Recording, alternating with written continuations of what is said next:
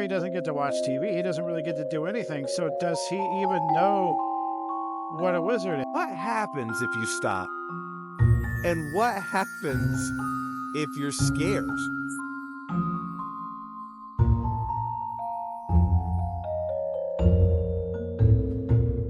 You know, funny enough, I was just thinking as that was playing, just a real quick question, then we'll get into the chatter. Does any of this music kind of remind you of plays, I guess? Because it does sound more orchestrated, more like something that would be in a play, I guess. I guess in a play, it'd be a little bit more developed. Yeah, no, I don't really. And, to be honest, I don't watch a lot of plays. I'm more of a film and television fan. Oh, okay. But no, as soon as I hear this, it is so in line with the Harry Potter music. Yeah, I love it. Yeah, you can't think of anything else. Yeah. So this chapter, we are introducing a lot of characters. And I started thinking, first days of school or first days of work. But since I am the age that I am, I can't necessarily remember first days of school.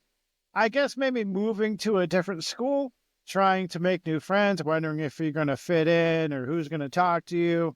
That kind of works. But since I'm the age I am, like I say, I thought maybe the first day of work or starting in a new job or any stories about a job. So the one story I can remember, I had this job.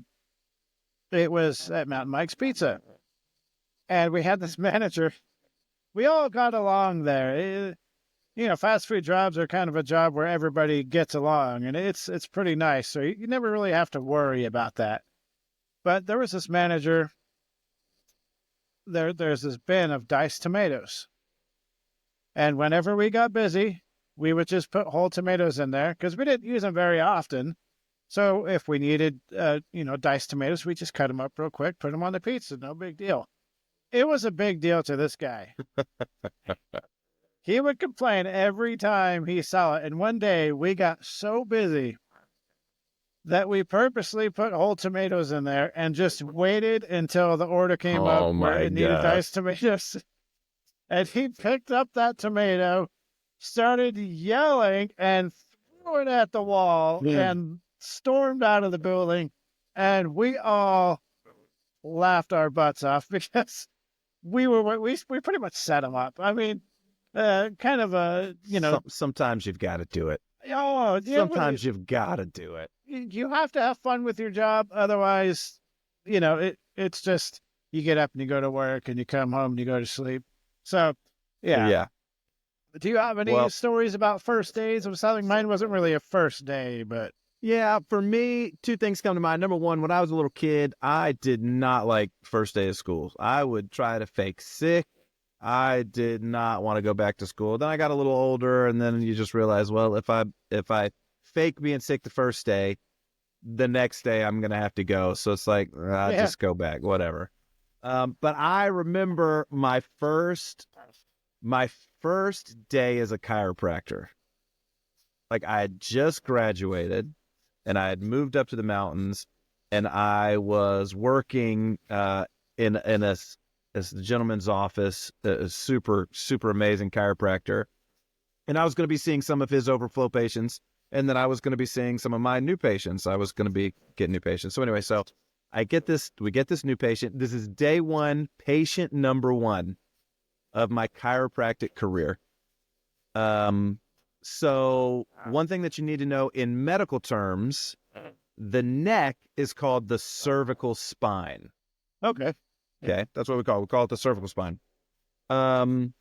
Females have a body part known as the cervix, which can also be referred to as the cervical area, not the cervical spine. So I had a woman come in. The receptionist walks her down to my office. I look, what do we got going on today? We got neck pain. Okay, cool. Have you ever been to a chiropractor before? No, never been to a chiropractor before. So I said, okay, come on in, and we'll start our cervical examination.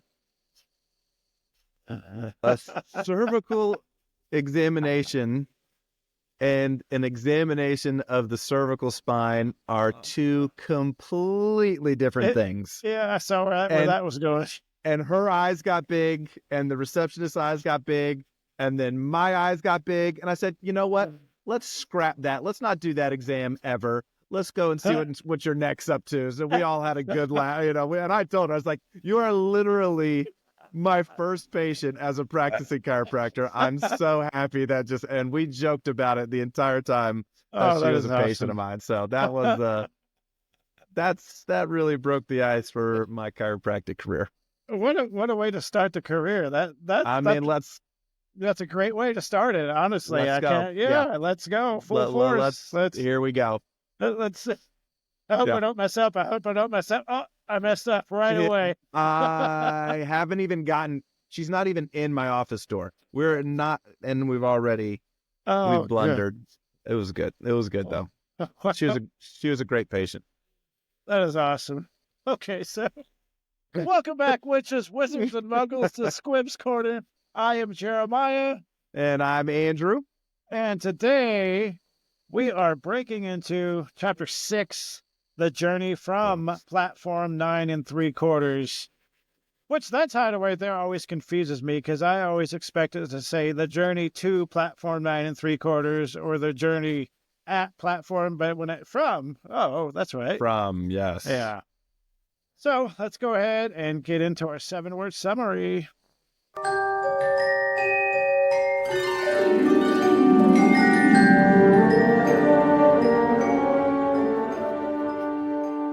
My 7-word summary for this chapter, it's more of a hint and a nod and a wink and an elbow jab.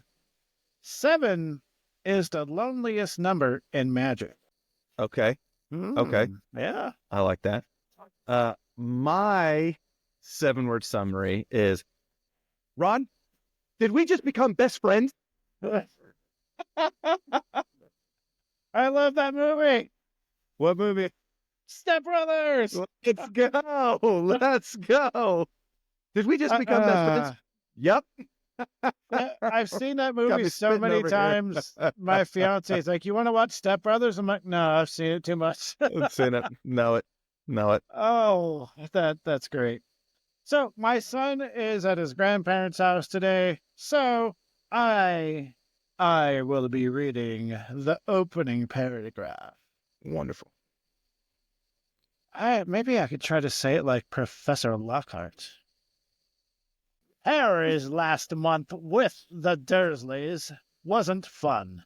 True, Dudley was now so scared of Harry, he wouldn't stay in the same room. I don't know why I keep bobbing my head. I know, it's like a very Indian thing, it's a very, yeah.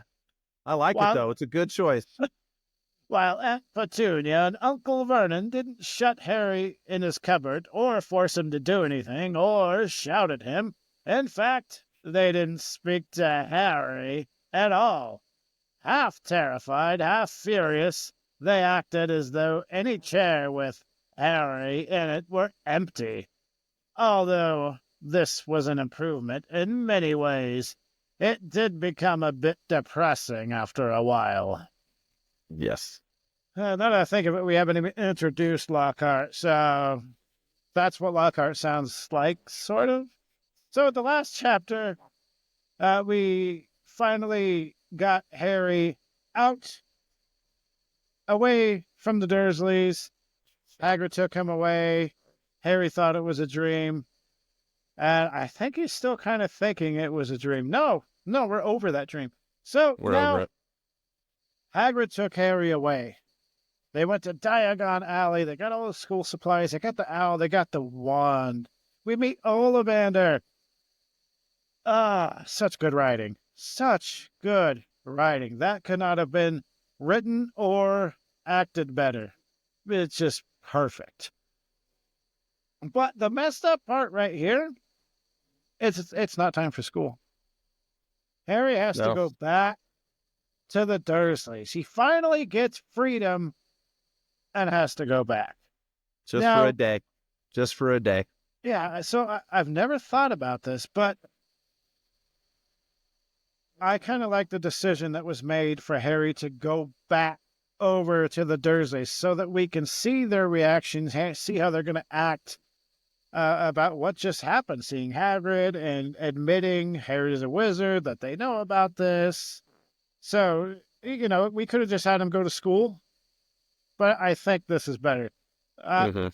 I think any development we get on the Dursleys is just great because they're such terrible people. It's great. So Vernon and Petunia, like I said, like it says in the intro, they were ignoring him. And Dudley was scared of him, so nobody was really bothering him. He basically stayed in his room, but he had nothing to do, really. He decided to name the owl Hedwig. That, remember, Hagrid bought him an owl. And basically, that's all he could do. Watch Hedwig fly in and out of the window, which doesn't last very long.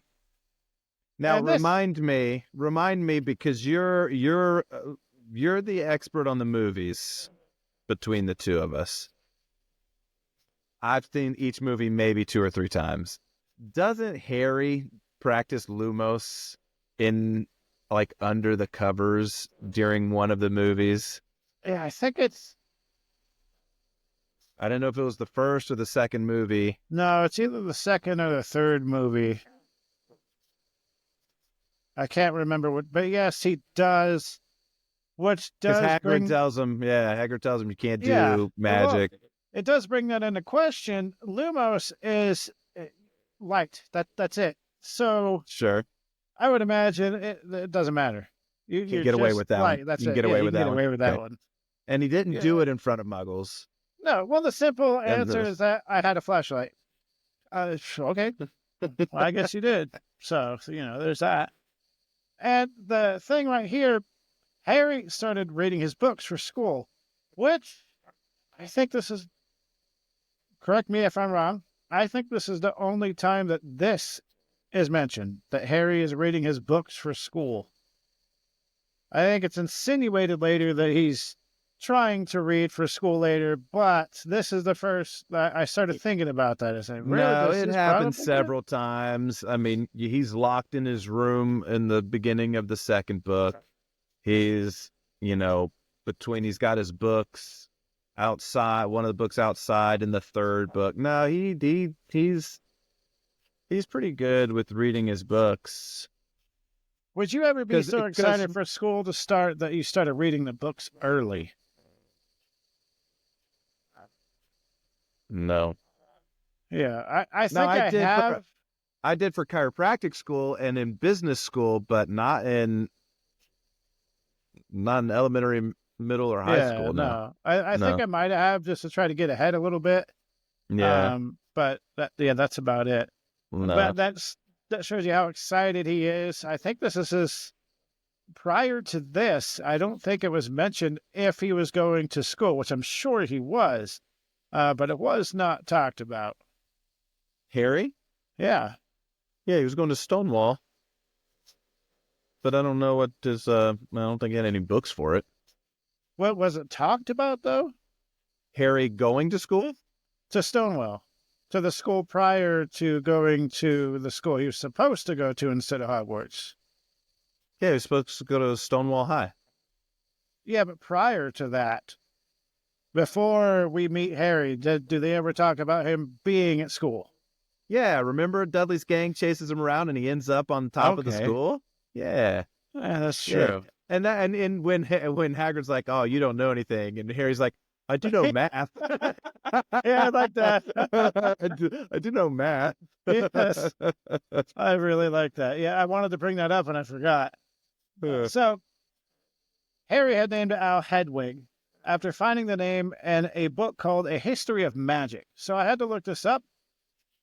I guess there was a person named Saint Hedwig prior to 1900, and I think it's a she, was a medieval witch or wizard, so he or she, who was possibly German.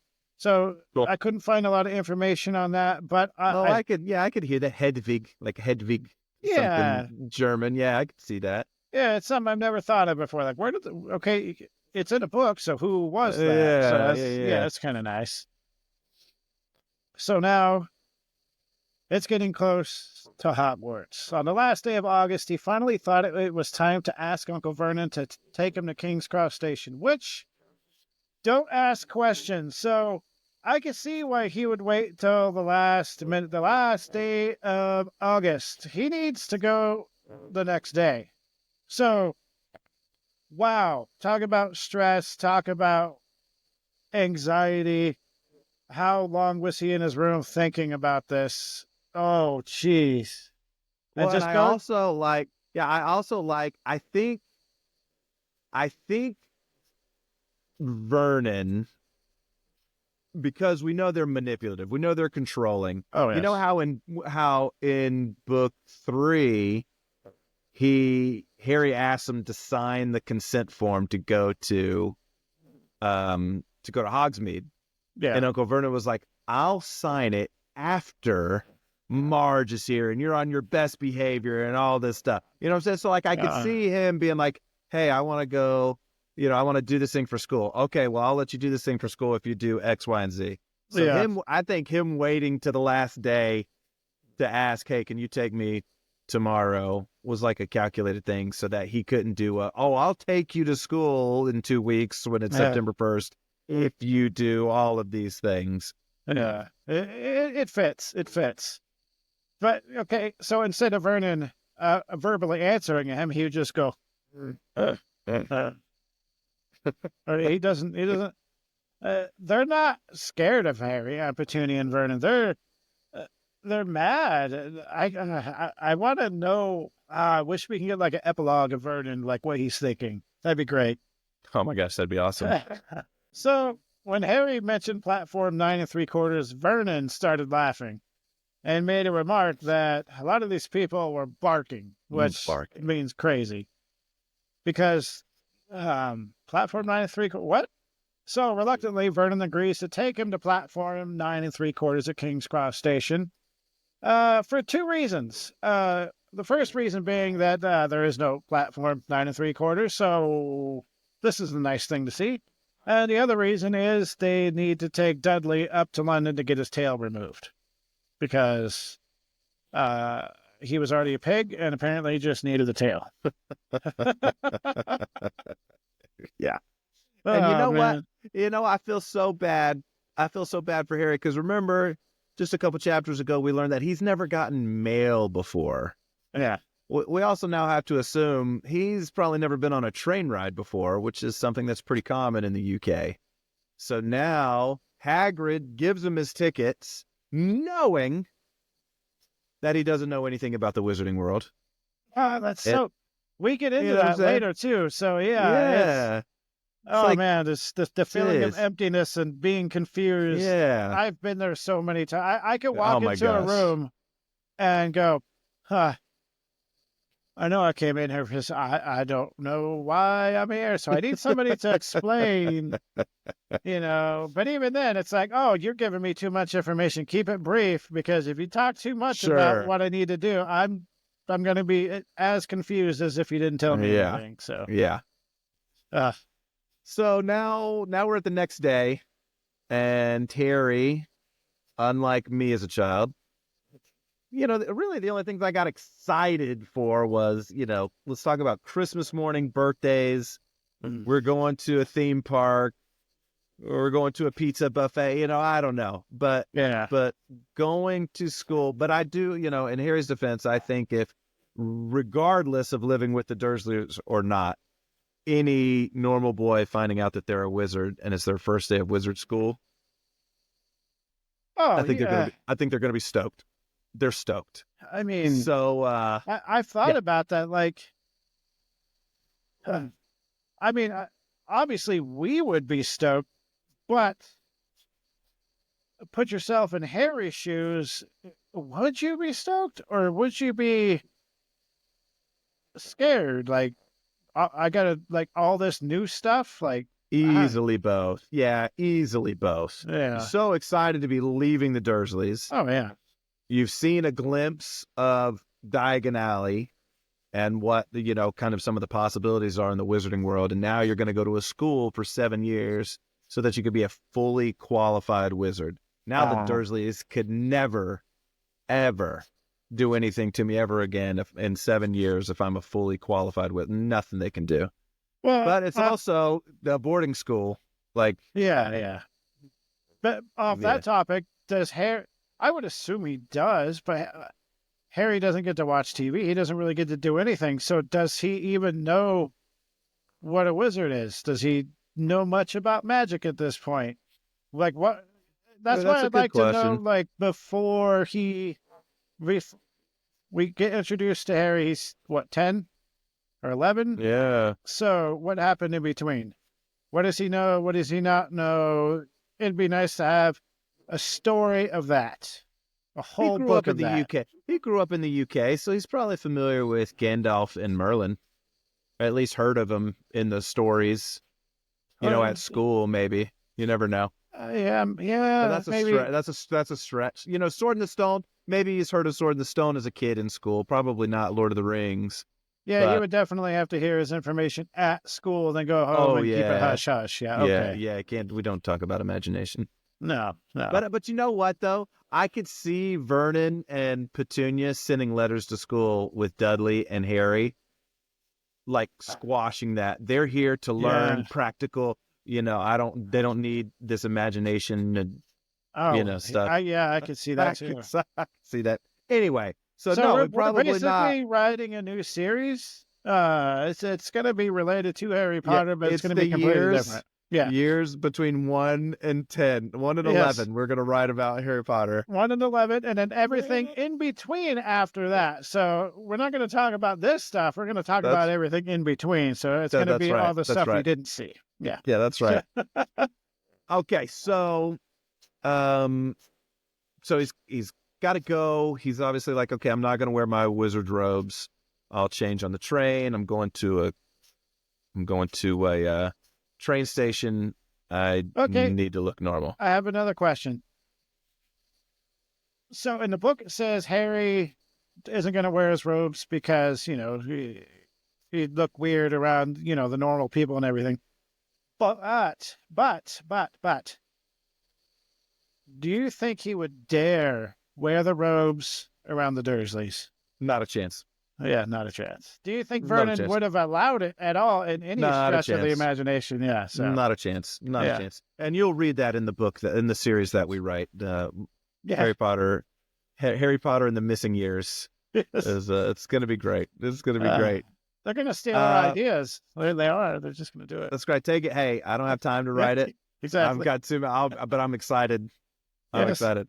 I hate some of the fan fiction, they talk about, before Harry understands the concept that Aunt Petunia is not his mom, that, he's at school on Mother's Day and they're writing Mother's Day cards, and he gets home and he hands Aunt Petunia a card, a little, a picture of a flower that he's drawn, and he gives it to her. And like in his little 4-year-old voice, Happy Mother's Day. And she takes it and she rips it up. It's like, I'm not your mother, and throws it, like just little things like that. And it's like, oh. Well, in an alternate universe, when everybody has to move, we get a little glimpse of Aunt Petunia, and you start thinking maybe it's not impossible to imagine that she might have saved some stuff that Harry had. It's possible. And been secret about it, so. Yeah, it's possible. Yeah. Okay, so Uncle Vernon drops him off and gets out, helps him, super excited, and then he looks around and Vernon's smiling. He goes, platforms 9, platform 10. Yours should be right there in the middle. And then he's like, oh, yeah, this is what it says. Well, there you are, boy. Platform 9, platform 10. Your platform should be somewhere in the middle, but they don't seem to have built it yet, do they? Oh, man. Then he jets. He's like, he leaves.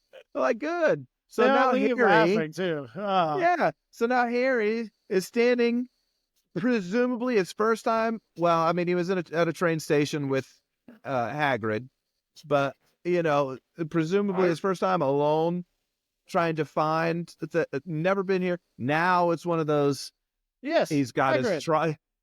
Yeah, What? Hagrid. Come on. You gave him. Here's your ticket. Stick to your ticket.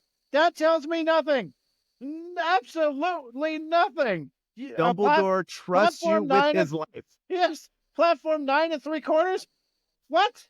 There isn't one. What do you? Give me something. Uh, So he starts freaking out. His ticket does tell him that the train leaves at 11 for platform 9 3/4. But now there's no 9 3/4. He's looking around. He asks the conductor, hey, I need the train that leaves at 11. And now the conductor's like, there's no train that leaves at 11. but it's a platform 9 3/4. It says it right here on my ticket. She's like, oh my gosh.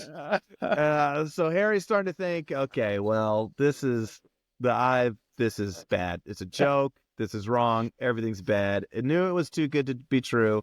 Why would something fantastic happen to them until he starts hearing some familiar chatter? There's the word Muggle. Here's platform. And here's what frustrates me. We hear Molly Weasley say, now, what number is the platform again? I looked that up. I looked it up. You've had 2 sons graduate from Hogwarts. I looked it up because it bugged me too. And the only thing I could see is that it's just there for plot. Just so we hear to our thing. Yeah. This goes back to our thing. If books 1 and 2 were rewritten, we would know. Molly would never say that.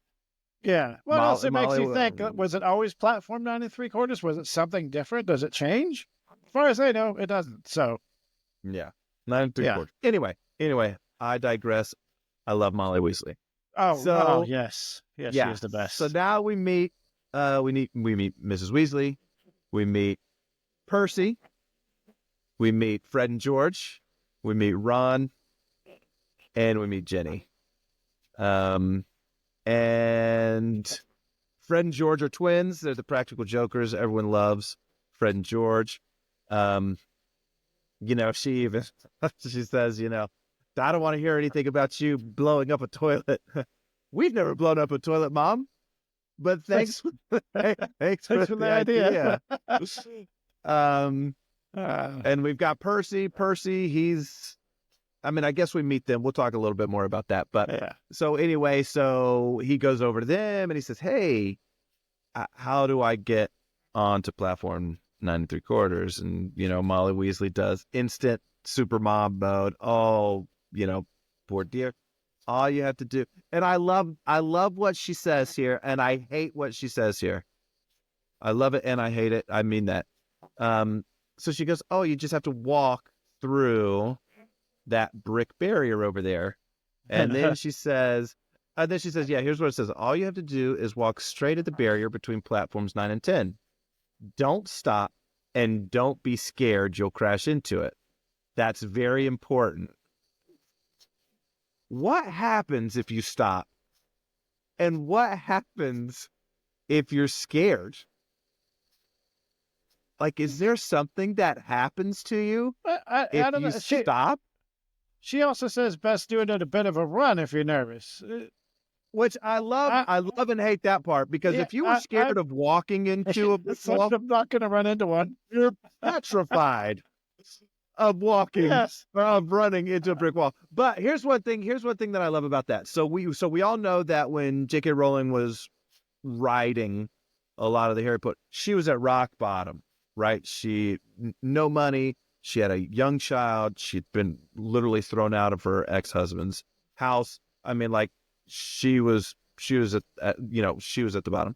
So in like the life coaching or the motivational realm, one of the strategies is like if you're scared to do something in life, go full steam ahead. Okay, yeah. And you get that momentum, and then you can break down barriers and stuff like that. So I like to believe that that's where it comes from, because if we were talking about just a wall, it's terrible. It's terrible advice. If you're afraid to walk into that wall, just run into that wall. Well, no, we're not talking about just we're talking about brick. brick. Yeah. It's not wood. You're gonna go, oh, that hurt, and you're gonna go, ah, I just And, cut well, my head open. and he's like, oh, just watch them do it.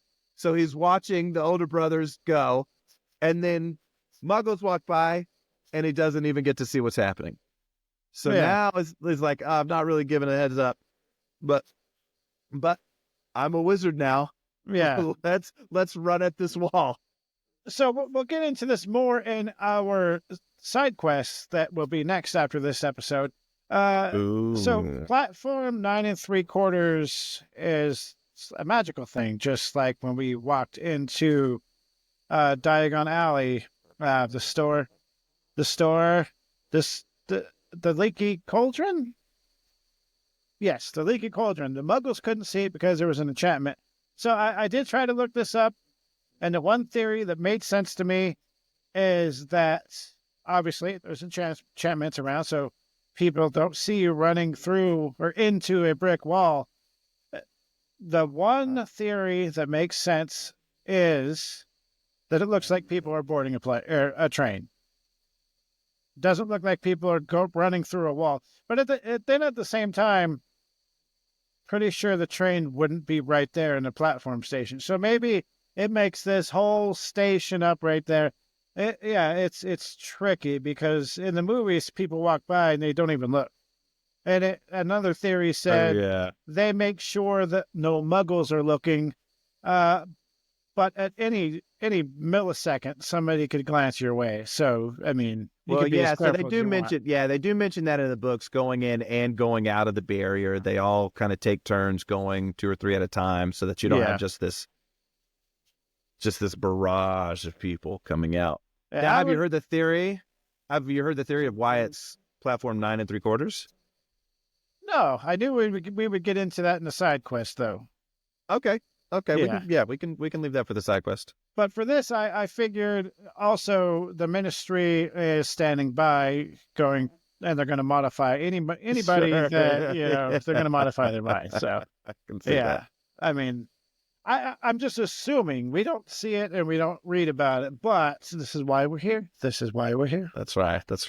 All right, so it's intense now. So Harry couldn't believe he was listening to this lady. She's a stranger. Harry. I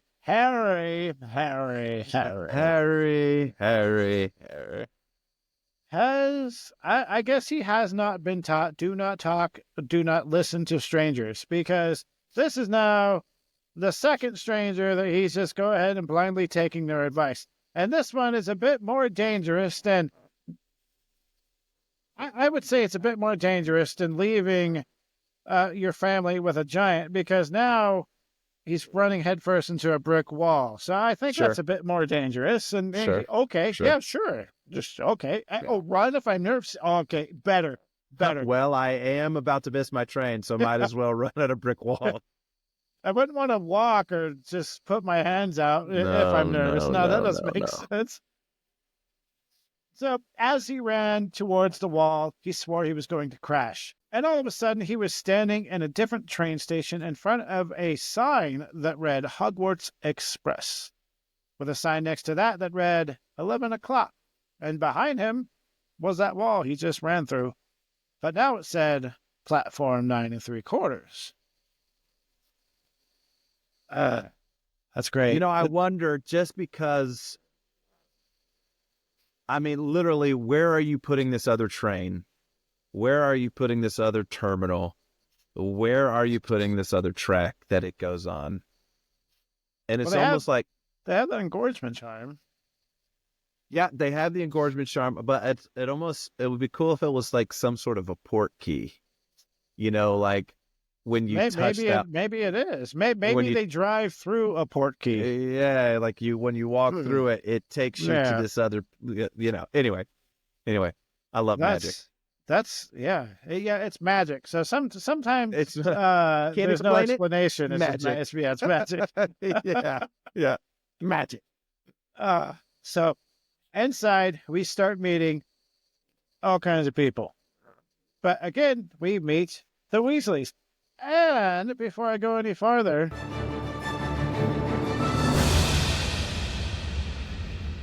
Uh, there are 7 Weasley kids. Yes.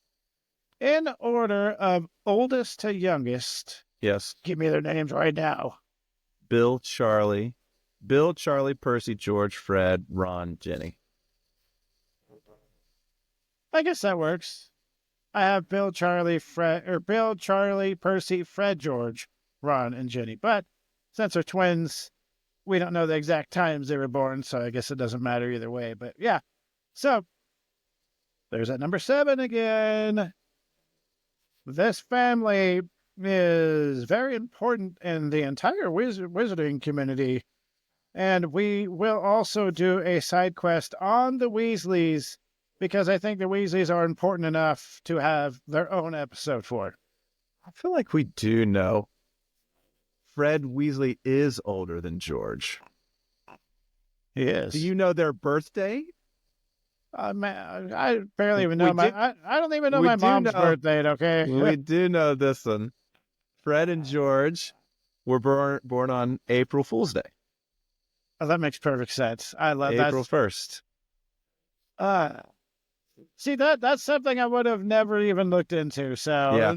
This is why we have multiple hosts. So this is great. It makes... Wow. How do you think of stuff like that? I mean, it seems obvious when you hear it, but as you're writing the book, how do you think of that stuff? That's awesome. I love it. So now we're meeting a boy named Neville who keeps losing his toad, because you can have an owl, a toad, or a cat to bring to Hogwarts. And we're going to learn about Neville as we go, because, he has a bit of he's just a clumsy boy. Yeah. But it's oh my. Oh, yes. A bit of a... oh my. I can't say it. Once he finally found an empty compartment, Harry, for himself, he was trying to put his luggage away, and the 2 Weasley twins came over and helped him. And we get our first recognition of Harry Potter. How they kind of knew that they must have saw the lightning-shaped scar on his forehead. But yeah, they point to it. The thing with these 2, they're just like, oh, hey. And then they leave. No big deal. Not in the book. Yeah. Not in the book. No, they point to it. And they say, is that... Well, yeah, but they don't make a huge deal of it. Which, as you get to know the Weasleys, you would think they would make a big deal. But at the same time, it's very fitting of them to not make a big deal. It's weird when you start thinking about the Weasley twins and how they would act in certain situations. Am I alone with that, or? Well, I think they do kind of make a big, because they even go off the train, and they're like, "Mom, guess who we just met on the train?" And Harry overhears them and hides before. So I think they did kind of make up a big deal out of it, but they didn't go. They didn't go all Colin Creevy on him. Yeah. Oh, jeez. So outside the train, we meet another Weasley by the name of Percy, who is apparently a prefect. A prefect is a student that has the honor of being chosen by the headmaster before their 5th year, receiving a badge along with their Hogwarts letter. Each house has 2 prefects, a boy and a girl. Now there is another sibling, Bill. He has been a prefect and a head boy, but is now working for Gringotts. So a head boy, head girl is similar to a prefect, but these are picked 7th year, and they're chosen by the headmaster of Hogwarts, but they have authority over the prefect. So they're sort of like class president, but for the entirety of the school. Are there 7th year prefects? Because you have the head boy and head girl that are over the prefects. I would guess not. Oh, see, I would guess that they would. There would be prefects just for the 7th years, but then there's head boys making sure all the years of the prefects are doing prefect duties. And I don't know. I had just never. Obviously, I believe head boy and prefects are a thing in UK schools, if I'm not mistaken. So it sounds See? like, yeah, it Yeah. sounds like each year has a prefect. And like you said, the head boy oversees everything, kind of like the prefect is the Fifth, boss. sixth, and seventh. Yeah. Yeah, Yeah. I'm the Okay. boss. You Okay. listen to me. You can't tell me what to do. I'm head boy. So now Fred and George started making fun of Percy. So this is an ongoing thing that I find very fitting for the characters. I love the way it's written. Most of what is written, I have no issues with. And if I do, I will say it. But this is great that they're making fun of Percy because Percy is super serious, uh, the complete opposite of the Weasley twins. So it's very fitting that they would make fun of him. And at some point, Fred and George's mom, like we said, told them not to blow up any toilet seats and thanked her for the idea. They said they would be sending her, Jenny, a toilet seat. Have you heard the fan theory about Percy? So we know by reading the series that Percy at one point in the stories distances himself Yes. from the family. Not uncommon, happens in a lot of families. Cool. One of the fan theories is, Bill was born, then Charlie was born, and they were buddies, and then Percy was born, and Percy tried to play and fit in with Bill and Charlie, but never really fit in. And then they announced that they were having another child, and Bill was like super excited. Awesome, I'll have a baby brother or sister now I can play with. But they were twins. And so they were best friends, and they played with each other, didn't really play with Percy. And then Ron was born. And there was kind of an age gap there, a 4-year age gap, but it's like, oh, hey, Ron. And then immediately the next year, Ginny was born. So Ron and Ginny grew up being friends. So Percy kind of grew up in the Weasley home. Yeah, kind of being left out. Like he really didn't, not that he didn't fit in, but that he really didn't have that strong sibling relationship. Yeah, because it would make sense why he went the direction he did. He went from being what I consider to be the golden child to the disappointment of the family. Well, and I thought legitimately when you did your 7-word summary of 7 is the loneliest number, I thought that you were referencing. I thought that you were referencing Percy. Who said I wasn't? I'm saying it right now. I'm saying it right now. So Jenny is very upset. She wants to go to Hogwarts. How do you spell Jenny? Ginny. Okay, good. So, what's her full name? Jenny Weasley. You think her name is Ginny? Geneva? Generva. I never even considered it. Molly calls her that at one point. I'm gonna have to pay more attention then. But this right here, I like that Jenny's upset that she can't go to school. Which begs the question, is she upset because she wants to go to school or because she's the last in her family and she keeps hearing about all of her family going to this school and she wants to go? Yeah, I can't imagine. I mean, she's 10 at this point, obviously, because she goes to Hogwarts next year, so she'll be 11. 10, you've got siblings for 10 years, and then all of a sudden, none. Oh, yeah. None. So anticipation. Yeah, like, let me go. They're going to do magic. Let me go. Yeah. There's a cute boy with a scar on his forehead. Let me go. Mom. Oh, yes, that infatuation right there. So inside the train, Harry finds himself alone in a compartment, but only for a couple minutes because then Ron comes in and the friendship starts to blossom. So right here, we're kind of painting a picture of another family. We have two families that are the complete opposite. There's so much context here. We actually have to be careful about how much we take from the book. That's an ongoing thing we keep saying. Mm-hmm. But we can go ahead and kind of tell you a little bit about the Weasleys, about what we just learned. So far, we've met 6 Weasleys. We've met Molly Weasley, the mom. We've met Fred, George, Ron, Jenny, and Percy. So, looks like here we got a mother that has her hands full. And as we go on, she is one of the best people you could ever think about meeting. Great character. Having Yeah, 7 great character. kids, that speaks volumes. Fred and George, like we said, are the ones that always seem to be joking about everything. Percy seems to be a little bit more serious.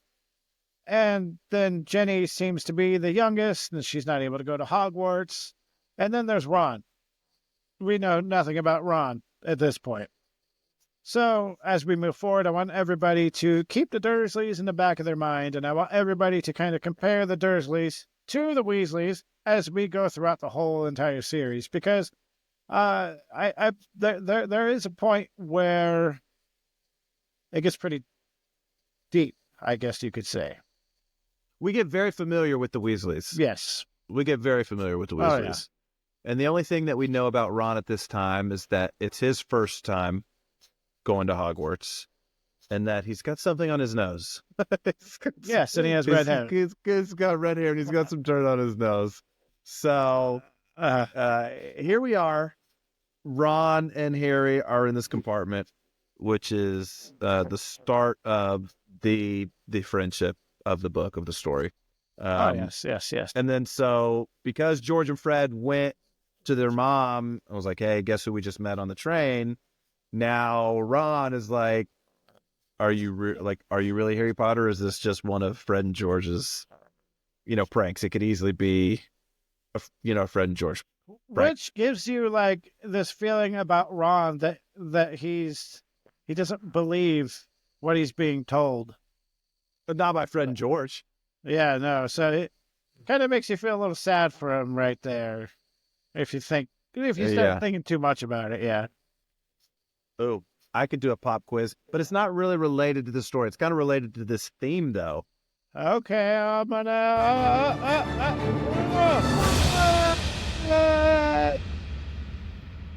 We'll do a little pop quiz. All right, do it. We'll do it's kind of a 2-parter. All right. What is Ron's biggest fear? Spiders. Why? I have to know this. I didn't. It's something to do with Fred and George and a spider in his bedroom.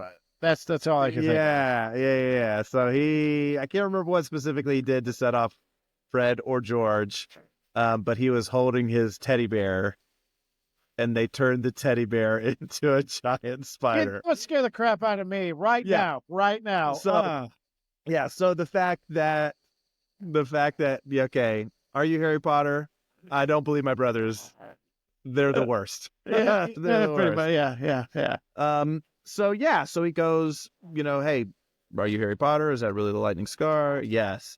Ask them, what do you remember? Yes. After Molly just said, don't talk to Harry about that. Don't. Very kid of him.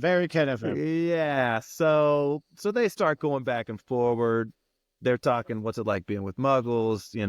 How is it like being wizards? I love what Harry asks him if all of his family are wizards. And he goes, yeah, I think so. And then he goes, like, my mom's got like an uncle who's an accountant or something. Yeah. We don't talk about him. Ron asks what it's like living with Muggles. And then Ron kind of goes to explain, kind of the siblings. He's the 6th kid in his family, all of his clothes, even his pet rat, which, if you're not allowed, owls, cats, toads. Ron's like, yeah, cool. No, I get it. I'll bring a rat to school then. Yeah. So some leniency, I guess, in some of that part. Well, even Ron's wand is a hand-me-down, which brings us back to it doesn't work like that. It doesn't make sense. Yeah. It doesn't make sense. It makes sense that his wand would be a hand-me-down. That makes perfect sense. But for him to bring it to school, he should have got a new wand. Yeah, but even if Ollivander, if Ollivander gives that spiel to everybody buying a wand, and Charlie would have gone to Ollivander's to get his wand, and the wand chose Charlie, what would make, like, I could, I get Ron when he becomes a prefect, can I get a new broomstick? Percy gets a new owl. You know what I'm saying? But why would Charlie be like, oh, I want a new wand? Yeah, we will definitely have to get into some wand lore and do an episode on that. Oh, she does great. Book 7. All you got to do is read book 7. If you want wand lore, yeah. Just read book 7. So they talk about, he talks about his wand's a hand-me-down, his rat's a hand-me-down, his clothes are hand-me-down. And then Harry's like, yeah, my old school clothes, they were hand-me-downs as well. Yeah, I'm a hand-me-down as well too, Ron. All my stuff is hand-me-downs. Yeah. So Harry starts going on about how he had never heard of Hogwarts. He didn't even know he was a wizard. He knew nothing about his parents or Voldemort until Hagrid told him. And Ron's like, whoa. You said his name. Oh, yeah. He's like, oh, yeah. Sorry about that. That's what I do. When you defeat the Dark Lord, that's what I do. And Ron was impressed by this, and Harry's like, please, don't be impressed by this. Yeah. And then Harry does, like you were talking about, was Harry excited or was he scared? And then Harry, tells Ron, he goes, I'll probably be the worst in our class, which would be, especially if you take everybody in the wizarding world knows he's famous. Everybody wanted to shake his hand. Everybody knows the story of how he was the reason that the Dark Lord is gone. Now he's going to show up to Hogwarts and be the worst in the class. I could definitely see how an 11-year-old. Yes, that's a true fear for an 11-year-old. Going to any new school, like, I'm going to be the worst student there because I don't know what's going on. Yeah. But I like how you said that Harry's getting a little cocky. I could say his name. Because he, at least in the movies, he does get very, very cocky about himself and his position. So, and there are times in the book where he says his name on purpose. He gets so tired of people. Well, in the movies, we'll get to it when we get to it. But yeah, it's. So now, Harry and Ron are friends. Harry has a friend. Harry has a friend. Like we said, we don't know what happened before we met Harry, but it's insinuated that Dudley made sure he didn't have any friends. Yes. So, and Harry's never had any money, much less somebody to share something with. So when the trolley came around full of all kinds of candy he had never heard of, he jumped at the opportunity to buy whatever he could. But it wasn't regular candy like he's used to in the Muggle world. There's Bertie Bott's every flavor beans, Drooble's best blowing gum, chocolate frogs, pumpkin pasties, cauldron cakes, licorice wands, and a number of other strange things Harry had never seen in his life. And what candy was he looking to buy? Mars bars. Mars bars. Yes. So he couldn't decide what to get. Ron made it perfectly clear he wasn't going to get anything and pulled a bunch of sandwiches that he was disgusted with out of his bag and said, Mom always forgets I don't like... What were the sandwiches? Maybe bologna or something. I can't remember. Yeah, she always forgets I don't like this. So Harry got a lot, which means he got a little bit of everything. Paid 11 sickles and 7 bronze knuts and told Ron, hey, bro, this is all yours also. Whatever you want. It's on me. Yeah, we need to eat this before we get to school. I say Voldemort's name whenever I want to. I buy whatever I want to. Like, stick with me, kid. stick with me. Just leave those sandwiches over there. And please put the sandwiches away. So they started devouring everything as if they'd never eaten before. And this is probably the most that Harry has ever eaten, especially sweets, if he has to have Dudley's leftovers. If he's lucky enough, because Dudley didn't like the size of it. So we get introduced to chocolate frogs. So these chocolate frogs, they come to life when you open them up. They have one good jump, and which in the movies, Harry's frog jumped onto the window and then jumped out. So there's two jumps right there, but they're supposed to only be able to jump once. But not only that, there's a card inside the chocolate frogs. Harry found Dumbledore. So now we learned a little bit more about Dumbledore. He pulled out the card and started to read it because collecting cards like Pokemon cards and any type of collecting cards always say a little bit of something about whatever's on the card.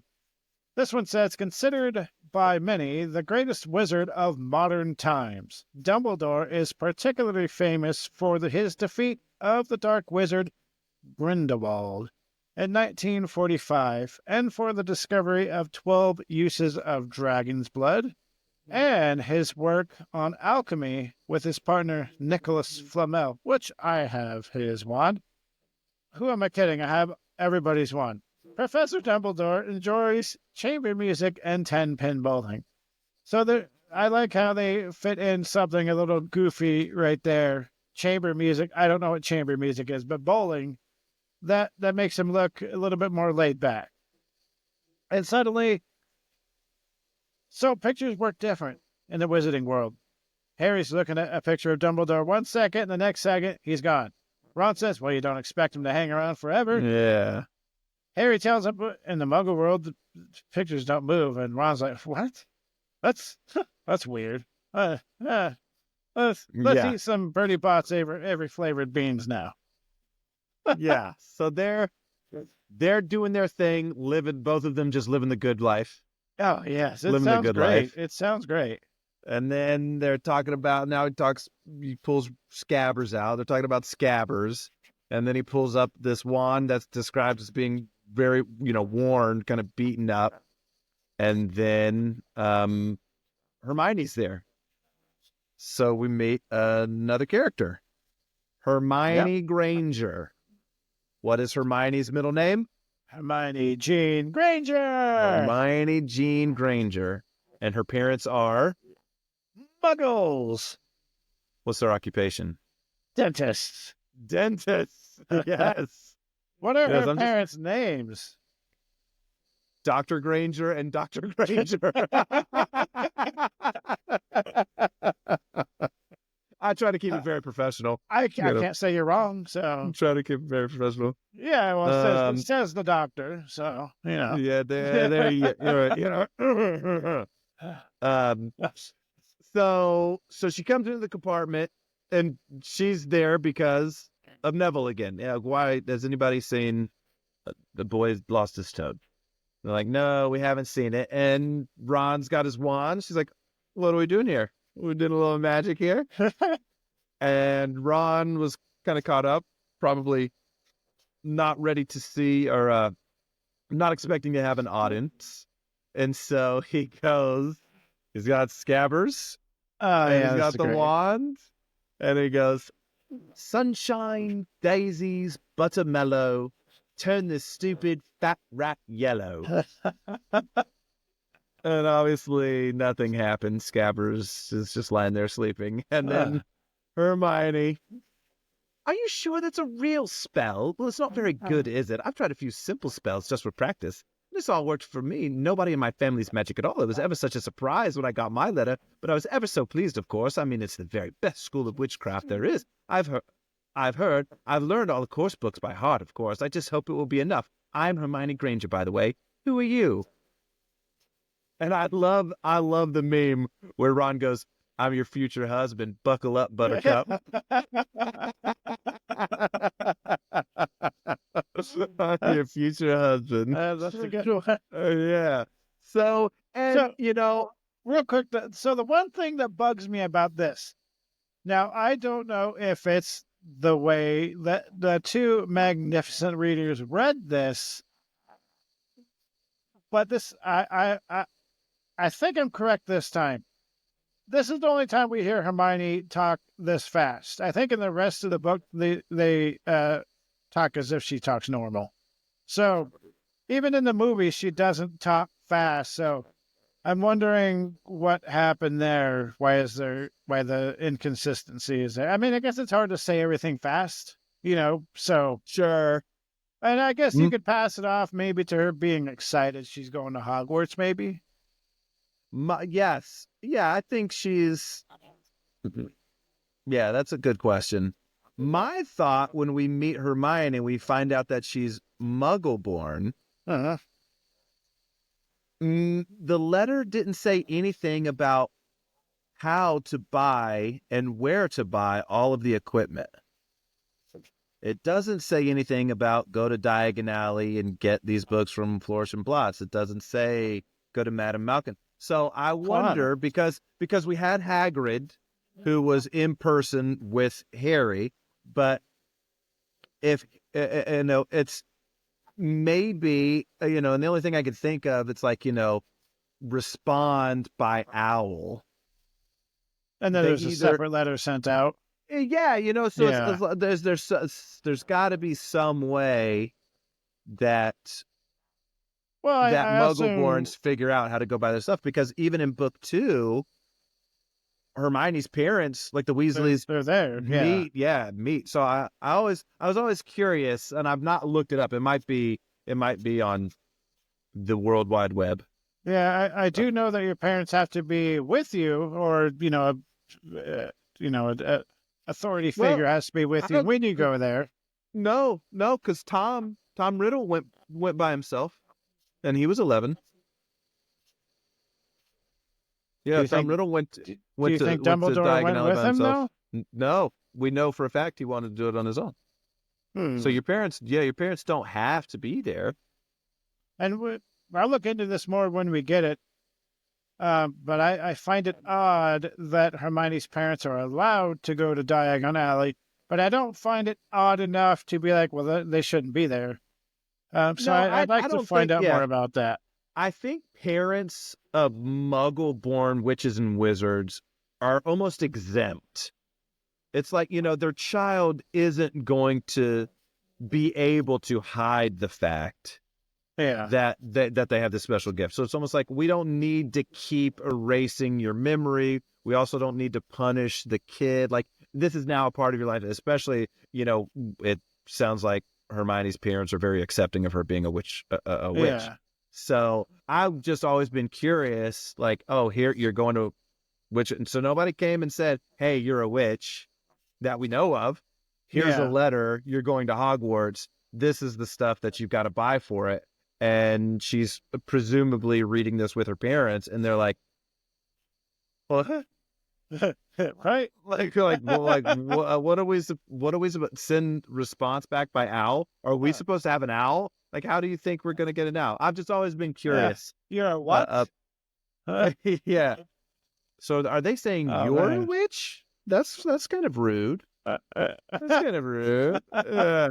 So so I've always been curious about that. So anyway, so she goes through this spiel, and I can understand Ron being like, "Oh, I don't like this girl," because he's probably Oh yeah. embarrassed because the spell didn't go well. And then she's like, "Oh, I've practiced, and I've read all the books, and I've memorized all the books." And all the spells I performed as work for me. Yeah, yeah, and he's like, "Dang, I grew up in a magic household, and Right? Oh, so geez. yeah." So then Ron and Harry, they introduce themselves. I'm Ron Weasley. I'm Harry Potter. And then she's immediately like, Are you really?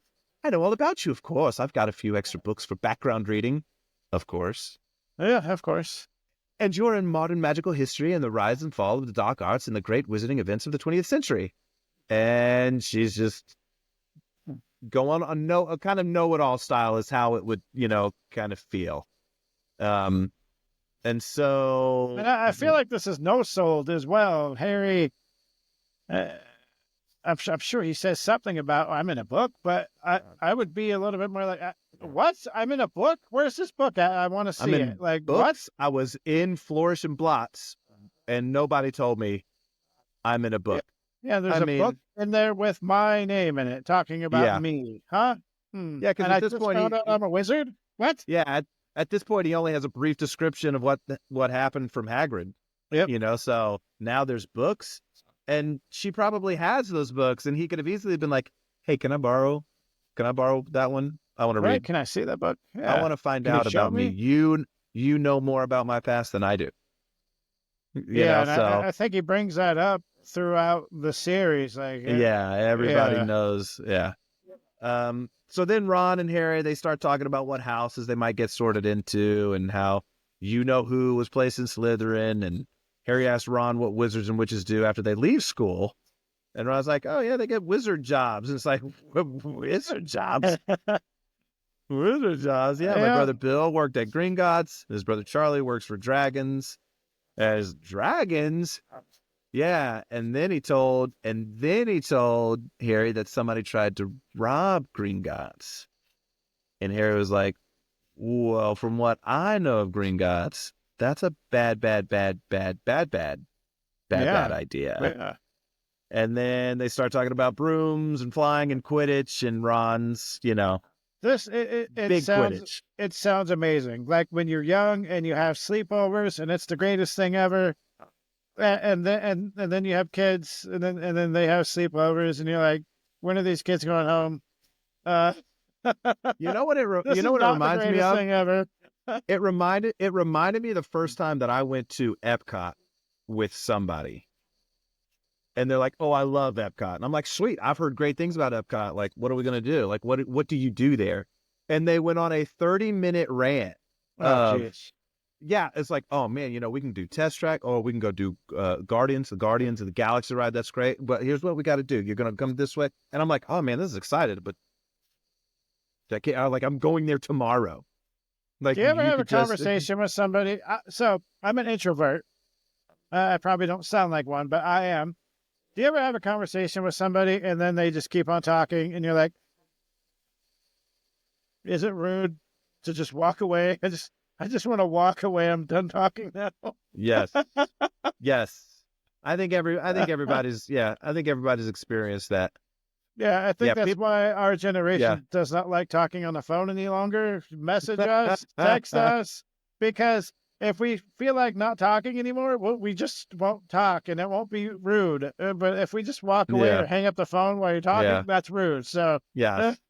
Yes. so Yeah. Oh, older people that call the office. They'll call the office like, "Hey, this is Dr. Beecham, chiropractor, Dr. Beecham. How are you? Good. Oh, this is so and so. I'm not a patient there. Are you accepting new patients? Yeah, we're accepting new patients. Good. Because the other day I was bending down to pick something up, and then they go into it, and it's like, oh man, if you just want to save this story for when you come in the office, yeah. And then you I'm hear about gonna their ask it. granddaughter, grandson. Yeah. And I think it was raining a little bit, and Yeah. I was wearing my red sweater that day, and I was like, oh my gosh, oh great, it's great to have somebody to talk to, I guess. Oh. So now we get introduced to Draco and his gang. So Reintroduced we'll reintroduce to to Draco. Yes. Draco. So Draco and his gang kind of remind me of Dudley and his gang. Very Just another variation. yes.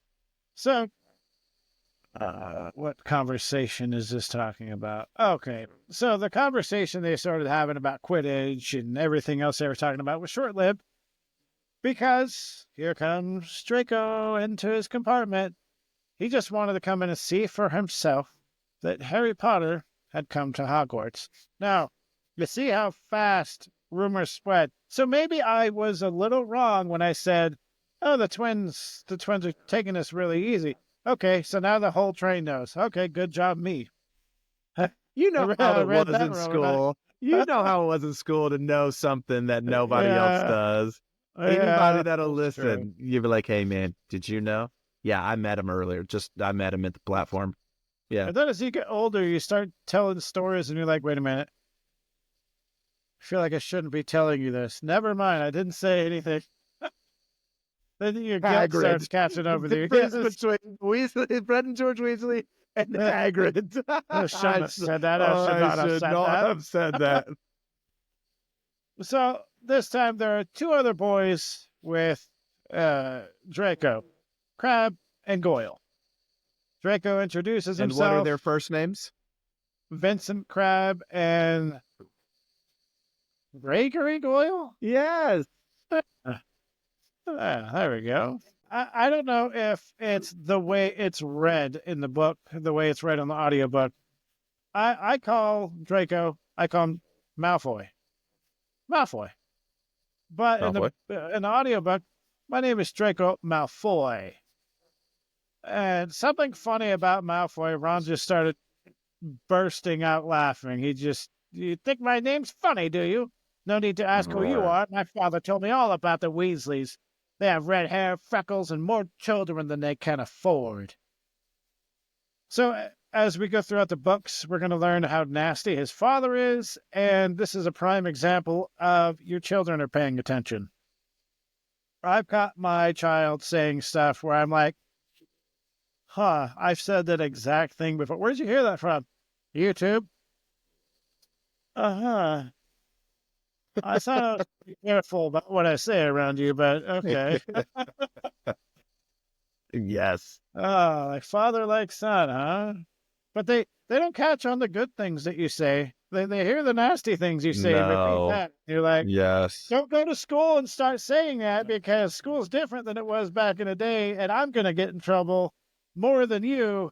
And, back in my day, oh, Jesus Christ. Now I sound like an old person. But back in my day, nobody really cared what you did at school.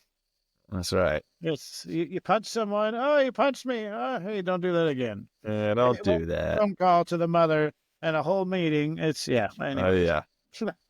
Draco looked straight at Harry and said, "You'll soon find out some wizarding families are much better than others." You don't want to go making friends with the wrong sort. He didn't say that yet. I can help you there. Yeah. So everything's just written great. I have nothing to add, nothing to take away. It's just written great. You automatically, this guy is not. Nope, I don't want anything to do with him. He tried to shake Harry's hand. Harry took his hand back. Said, I think I could tell the wrong sort for myself. Thanks. Oh, that meme or that GIF. Yeah. Oh, yeah, that's yeah. the ultimate burn it is now. But yeah, that's talk about immediate enemy. Like you immediately made an enemy by saying that. Draco didn't like it. I'd be careful if I were you, Potter. Potter. Unless Potter. I have a hard time saying it the way they do it. Potter. It's okay. Unless you're a bit politer, you'll go the same way as your parents. They didn't know what was good for them either. You hang around with riffraff like the Weasleys and Hagrid, and it'll rub off on you. Like, what an absolute prick. Yes, the way people keep coming at Harry and saying, hey, your parents deserved what they got. And now an 11-year-old stranger, unless you're polite, you're gonna die. You're gonna get killed. Like, what? And to the point, like father, like son, this is not Draco's opinion. He's heard his father talk about this. That's true. Yeah, so it's true. I mean, I guess if you're 11, you can form your own opinions.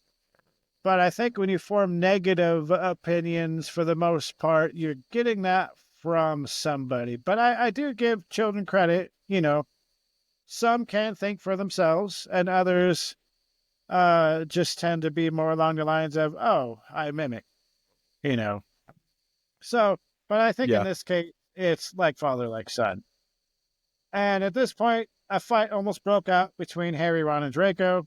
There's a lot going on here, but the main focus is Harry and Ron are friends. Harry, Ron, and Draco are not friends. Draco is not part of that gang. So obviously we see that Harry at this point is a good judge of character. Yes. Right. So this is all just, they kind of get rid of them. Draco and the goons. And then Hermione comes back and says, hey, they need to change, get into the robes. We're almost at Hogwarts. Harry and Ron clean up all their stuff. Practically in Ron and Harry fashion, just in time to get to Hogwarts. They change. And as they get out of the train, Hagrid was there. And Harry's pretty excited to hear Hagrid's voice kind of booming over there. First year's over here. All right, burst of relief. Harry. Yes, yeah. A burst of relief. Yes. Yes. So all the first years, they come out, they follow Hagrid, and they go to the book. It's interesting. They didn't, because we had talked about J.K. Rowling had been writing for 5 years before she kind of constructed the first book. So I'm wondering at this point if she really knew much about what Hogsmeade would be. Now that we've got Hagrid down at the train station. Anyway, because we don't get a lot of it. Yeah. But I'm wondering if she had in her mind between this point and obviously year 3 when they could do Hogsmeade visits. Anyway, so Harry, Ron, and Neville and Hermione, they get to share a boat. And then, like magic, the boats take them and they got to go through some stuff, and then there's Hogwarts, baby. I could put a plot hole here. Why didn't they just do side-along apparition? I mean, that would take a lot of professors. I'm curious, what's the limit? Side-along.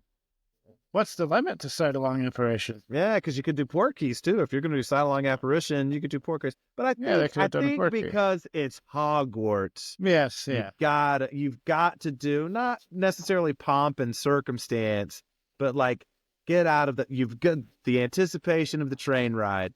Now you're here. Now you're in your school uniforms.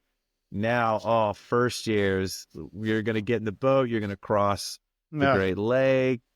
And then you're going to see... You're going to let that view of Hogwarts soak in. Yeah, like that's going to be a completely different experience than just getting off the train and poof, you're at the gates. Yeah, so we'll go into our final thoughts here real quick.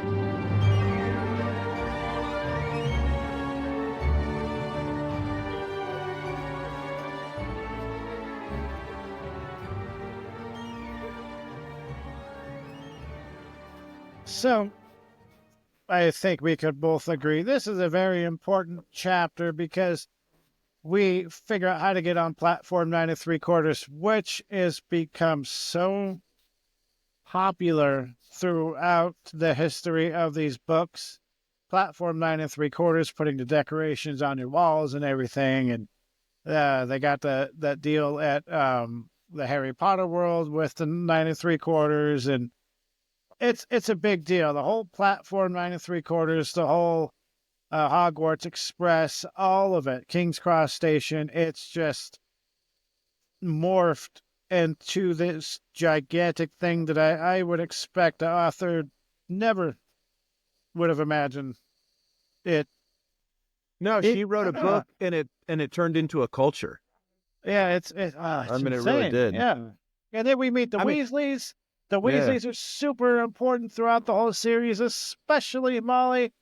I mean, we learned they are one of aren't they like one of the purest families, or one of the most, their heritage goes back really far. So, I mean, they're considered purebloods. Yeah.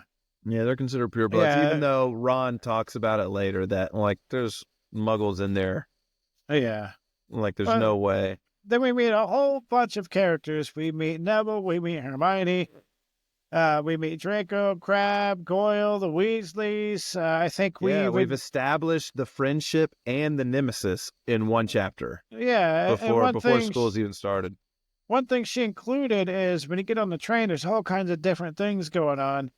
Is Seamus? Yeah, I think it's Seamus. He's doing some pyrotechnic thing in there. So we're establishing troublemakers. We're establishing, jokesters. We're establishing. Yeah, Lee Jordan's. This guy's cool. This got a big spider cool. in a box. Yeah. Yeah. So there's a lot going on the way she can introduce everything all at the same time and it makes sense. It's great. Like I Yeah. said, when she introduces something, it's bam, it's right there, it's in your face. It makes Yeah. sense. It's not too much. So no, it's great. Yeah. And then we're going on the boat and we're letting Hogwarts soak in. To Ah, the main location of the Harry Potter book. that's what Harry Potter World needs: a boat ride over to the Hogwarts castle. So just to keep our final thoughts a little short this time, I think we pretty much said it all. All of Yeah. these chapters, this first book, I so far I can't take away importance from any of them aside from chapter 2. So that being said, if you guys want to be a guest or you guys want to get in touch with us or yell at us or give us your theories on something or tell us we're wrong about something, go ahead. Email us, squibscorner@gmail.com. Yell at me on Instagram. Hey, if you want to send us a voice memo, you can send it to me on Instagram and I can try to figure out how to get it off of there and put it on this episode. Wouldn't that be awesome? I think that'd be awesome. And like I always say, you need to check out my YouTube if you are a fan of Harry Potter. Join us next time for Chapter 7, The Sorting Hat. Yeah. Oh my gosh. Yeah. I love it. And again, I love it so much because things happen in book 7 that we don't know while reading book 7 have deeper meanings throughout the entirety of the books. She's just so good. She just did so good. And because I'm terrible with trying to find it, or with remembering to find a quote to sign us out with, I'll just sign us out with something simple. There's no such thing as magic.